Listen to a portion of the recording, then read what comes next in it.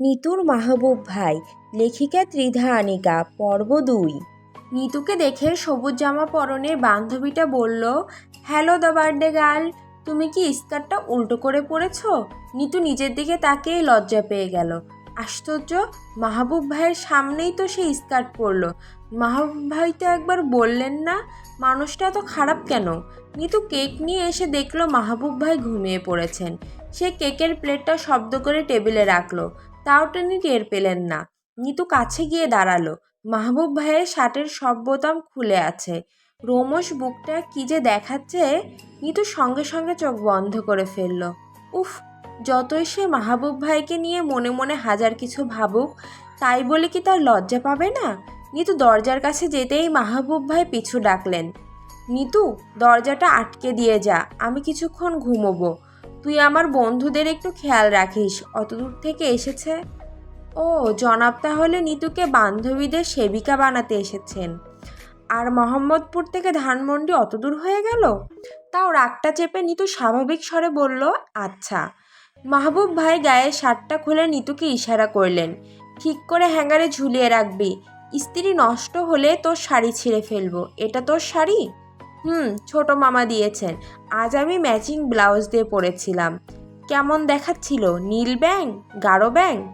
নিতু কোনো জবাব দিল না, সে খুব সাবধানে শার্টটা রাখলো।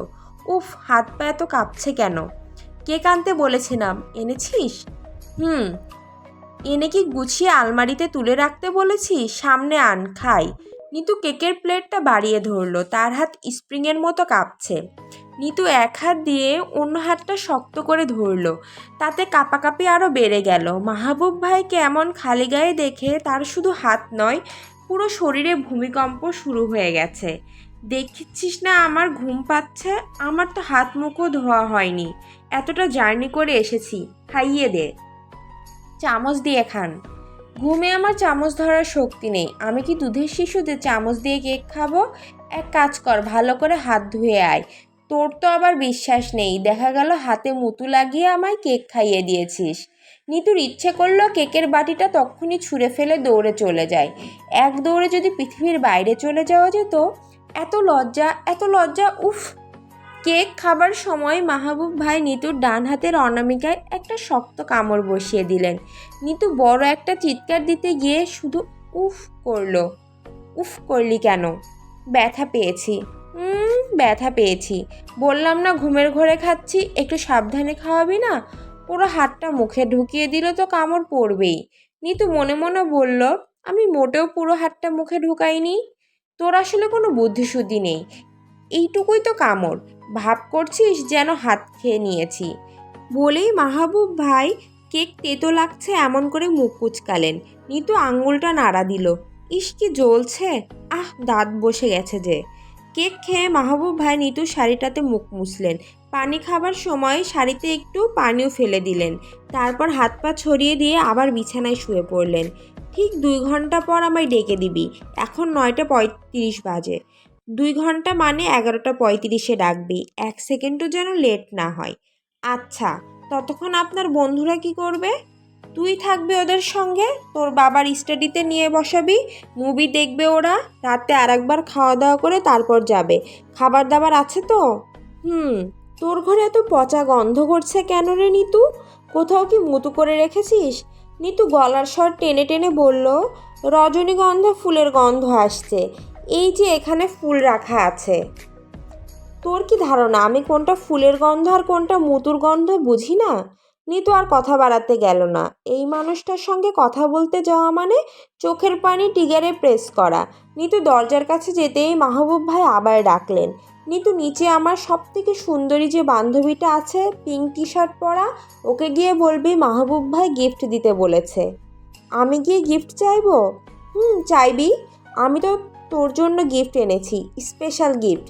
এই গিফট ম্যানেজ করতে গিয়ে এত ঝামেলায় পড়লাম যে তোর বার্থডে পার্টিটাই মিস হয়ে গেল। নিতুর বুকে আবার ধুকপুক শুরু হলো। Special gift? গিফটটা কিন্তু তুই সবার সামনে খুলবি না, একা একা ঘরে খুলবি। আমি অনেক কষ্ট করে শুধু তোর জন্য এনেছি নিতু। নিতু এক ছুটে নিচে এলো।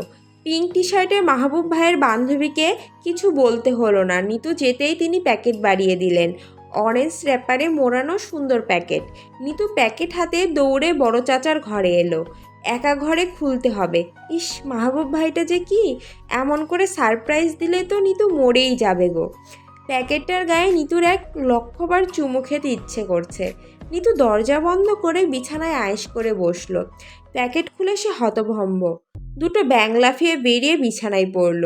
নিতু ও মা গো বলে চিৎকার দিয়ে নিজের কান নিজেই চেপে ধরল। মাহবুব ভাই প্যাকেটে ভরে ব্যাঙ নিয়ে এসেছেন। ব্যাঙ দুটো বিছানায় ইচ্ছে মতো লাফাচ্ছে। দুটোর গায়ে নীল রং করা। এই তার বিশেষ গিফট। নিতু রাগ আর অভিমানে তেতো মিশ্র নিয়ে কাঁদতে লাগলো। প্যাকেটের ভিতরে চিরকুটো আসে। নিতু এবং মুতু, জন্মদিনে তোকে কি উপহার দেওয়া যায় এটা আমি 10 ঘন্টা ভেবে বের করেছি।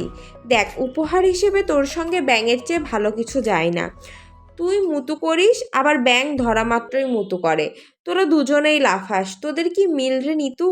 আচ্ছা, এমন তো নয় যে তুই আগের জন্মে ব্যাঙ ছিলি, পানিতে এক ঝাঁক ছানা তৈরি করতি। তোর সেসব ছানাকে বলা হয় নিতুচি। নিতুচি বুঝেছিস? ব্যাঙাচির জাত ভাই। ছি। চিরকুটটা নিতু কুচি কুচি করে ছিঁড়ে ফেললো। চোখ মুছে বড় চাচার ঘর থেকে নিতু খুব স্বাভাবিকভাবে বেরিয়ে এলো। আজ মাহবুব ভাইকে সে কিছু শক্ত কথা বলবেই। ঘরে এসে নিতু চেঁচিয়ে ডাকলো মাহবুব ভাইকে। ডাকছিস কেন? 2 ঘন্টা হয়ে গেছে। ঘুম ঘুম চোখে মাহবুব ভাই পাশ ফিরলেন। ফর্সা গালের খোঁচা খোঁচা দাড়িতে মুখটায় কী যে মাদকতা। পায়ের জুতো না খুলেই ঘুমুচ্ছেন। এত অগোছালো হলে হয়? আচ্ছা, চুলগুলো এত কপাল ঢাকা সুন্দর কেন? আর এই যে গালের পাশে বাঁকানো দাগটা, এটার জন্য তো নিতু 1000বার মরতে পারে।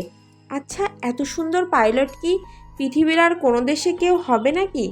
এই পাইলট বিমানে বসলে আকাশ তো নিজেই পথ দেখিয়ে নিয়ে যাবে। আনন্দে নিতুর মন ভার হয়ে এলো।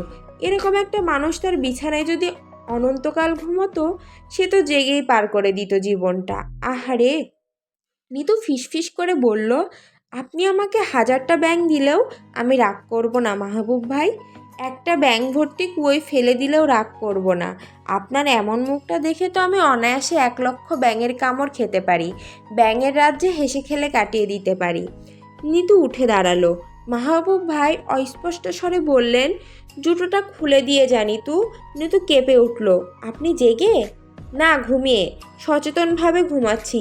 পাইলট হতে গেলে তো তোর মতো বেঘরে ঘুমোলে চলবে না। তুই তো ঘুমোলে ঢ্যাঁড়স হয়ে যাস। কোনো খবর নেই দিন দুনিয়ার। আমি মোটেও ওরকম ঘুমোই না। কেন, সেবার যে বড় ফুফুর বাড়িতে ঘুমালি আর তোকে কোলে করে কে যেন অন্য ঘরে নিয়ে গেল, তুই তো টেরও পেলি না। নিতু মন খারাপ করে মাথা নিচু করে ফেলল। মাহবুব ভাই তার সব লজ্জার কথা জানেন। দে, জুতোটা খুলে দে, নাকি জুতো খুলে দেওয়ার জন্য তোর কাছে অফিসিয়ালি অ্যাপ্লিকেশন করতে হবে। নিতু শুধু জুতো খুলে দিল না, মাহবুব ভাইয়ের চুলগুলো কপাল থেকে সরিয়ে গুছিয়ে দিল। এই মাহবুব ভাইয়ের চুলগুলো গুছিয়ে দেবার জন্য হলেও সে এই পৃথিবীতে 1000বার আসতে চায়, 1000বার।